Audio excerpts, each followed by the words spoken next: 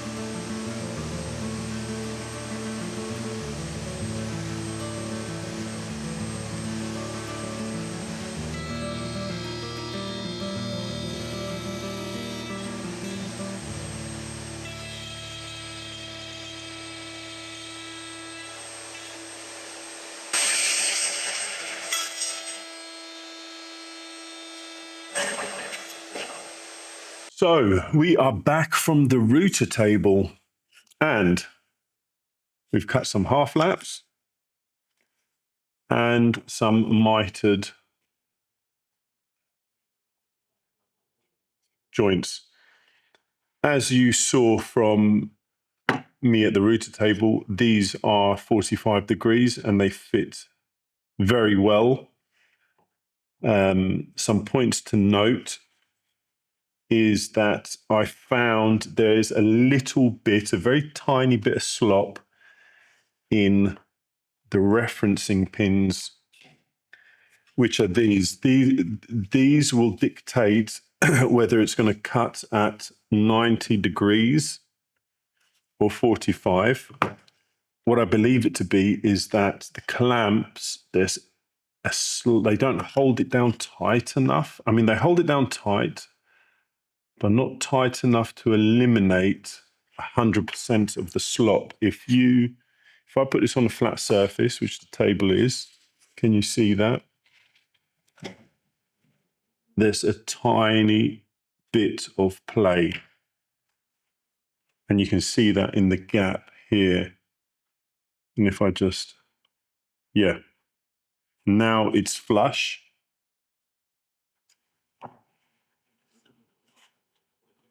You can see the gap here and here. So there's a little bit of play, and I'm putting that down to the clamps and the pressure from the router bit. So in terms of the clamps, it's a solid plastic construction. There's a washer in here, and you have a knurled grub screw which you tighten to this stem, and it pushes a bit of plastic onto the metal stem so it doesn't scuff, which is a nice touch. This, I'm going to hazard a guess and say it's ABS plastic. It just feels like a hard plastic that you see in most,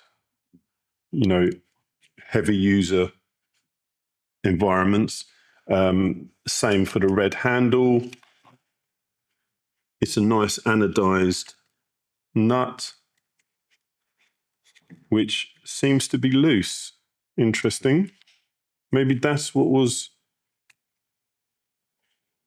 giving me grief. Let me get the Allen key. So I noticed that this was slightly loose. Okay. That's bizarre. Oh no, that's the one. Oh, it's very loose. So maybe that's what was affecting it. This one's tight. Now this one's tight. What's this one like? Tight. Tight. Okay, so that's a good point. I do need to check this. If it was some looseness in here, slightly letting this move. I mean, it feels solid now. But going back to the clamps, ABS plastic, what I do believe, anodized bolts. And the nice touch is you can see the head of it has a nice soft rubber so it doesn't mar your stop.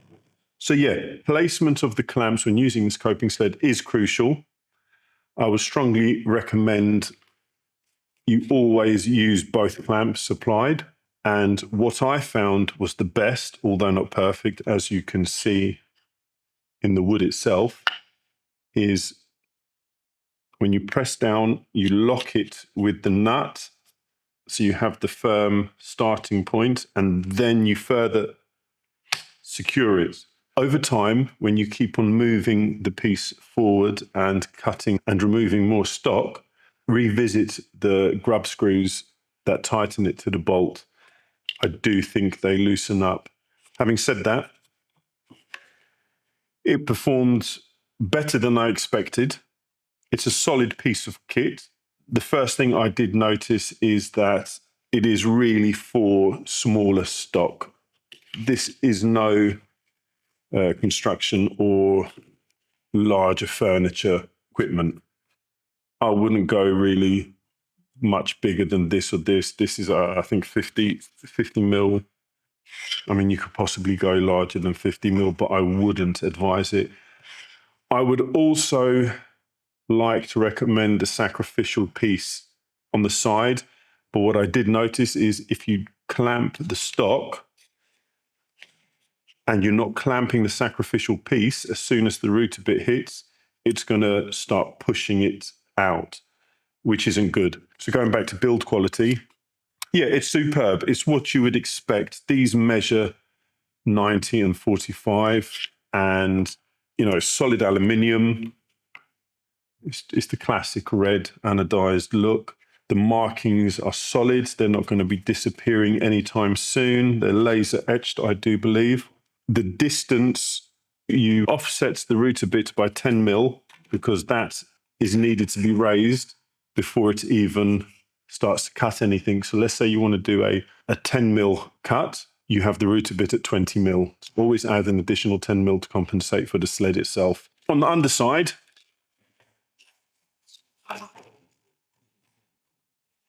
pretty simple, really. You have your traditional T-bar guide rail. It has two adjustment split washers that you can access from the top side next to the screws that secure it. I don't know if you can see it, but these screws secure it, and then next to them, tiny little Allen key that adjusts the split washer on the underside to make sure it's snug in your T-rail. Other than that, you have many chamfered holes where you're going to place the positioning of the clamps, the stems of the clamps. Simple Allen key, just unscrew, reposition, screw, secure, you're good to go. You can also move the T-bar 3 places, 1, 2, 3. So you have a depth set if you need to change it according to your table. You have 2 glide strips. I'm not sure what they're made of, some soft plastic. Does the job. I had no issues in terms of fit or snugness. I also noticed you have 2 screws here. I'm not sure whether you can sort of rejig it according to these 2, but they're there nonetheless. And yeah, it's quite a simple jig. Would I buy it?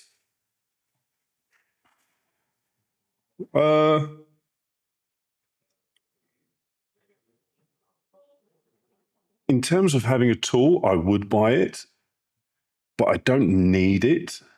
I would possibly just make one myself. The convenience of it is it's probably not as convenient as I thought it would be because you keep on adjusting, but that would go for any jig. So it's no more or less convenient than another jig. Maybe if you had a different clamping system, screw to clamp, I don't know. It's something down to preference. I do like the handles. The handles are solid. I do also believe you can mount the handles in alternative positions. So there's a lot of options. There's a lot of customization options. I think it's a well thought out package, but the clamps, I still am yet to sort of use this in day-to-day stuff and see if I'm doing something wrong or if I'm maybe just feeding it too quickly or whatever it is, or I have to keep on readjusting just to avoid that slight play in the stock. But on the whole, it's good. I would say it's good for picture frames. I would probably say it's good for the inner workings of a larger piece of furniture, like dividing walls and stuff, if you want to do any sort of separation frame. Other than that, I wouldn't go for much bigger pieces because I don't think the clamps will keep up to the job. And also you are limited with this. You have a certain width and depth. Well, the depth is not so much the issue, but the width is. What I will suggest is that whereas you can't use overly large pieces due to height restrictions and width restrictions, length restrictions can be an issue as well. As soon as your stock doesn't touch the secondary pivot, you're in trouble. I did try and offer a sacrificial reference fence, but it's just not going to work because you don't have enough room to put more than one clamp on, and that just, Yeah, that's just, it didn't work. It just skewed almost immediately. But I am new to this and I'm going to continue using it. And you might see it in how I make a picture frame, but I'm going to continue using it. I'm not giving up on it. I do feel I want to give it a fair run for its money. And the only way I can do that is just use it over time and see how it fares. To summarize, it's a well-built piece of kit. It's a pretty looking piece of kit. Not that it matters, but to some of you, you know, you've got a better looking workshop than mine. So this will fit right in next to high premium brands. So that's not an issue. I do like the sacrificial board. I do wish they gave us more. I'm going to take the dimensions of this and just make some up on MDF. So I have them ready, because as soon as you change the bit size, you are going to be changing the sacrificial board if you want to have it flush to the bit. Yeah, I'm looking forward to actually using this more going forward. So reflecting on it, I would say if you're looking for a coping sled, it's cool. The only thing that makes me hesitant to say it's a great buy is the clamping force and just that little movement. It's not a lot, it's about a degree, but as these things do, they do compound. So that tiny amount does become larger and larger. I would like to nip it in the bud. Whether it's technique or fundamental flaw, I don't know yet. Hey, good reason to subscribe to my channel. You'll find out in the future. Yeah, so I hope you've enjoyed the video and it's brought you some value. Let me know if you decide to buy one. I have got an affiliate link in my description. It doesn't cost you anything other than what you pay for this. You don't pay extra, but I do see a kickback from that. Well, I hope I do. So please consider that if you are on the market for a coping sled. It is what it is, pretty straightforward. And for the money, you can't really go wrong. I'll put the price that it's listed at somewhere here, and it's available on Banggood. So there you have it, guys. If you've liked the video, please consider smashing that like button and hitting the subscribe. It all helps my channel grow and helps me post new videos all the time. So until the next video, happy woodworking and take it easy.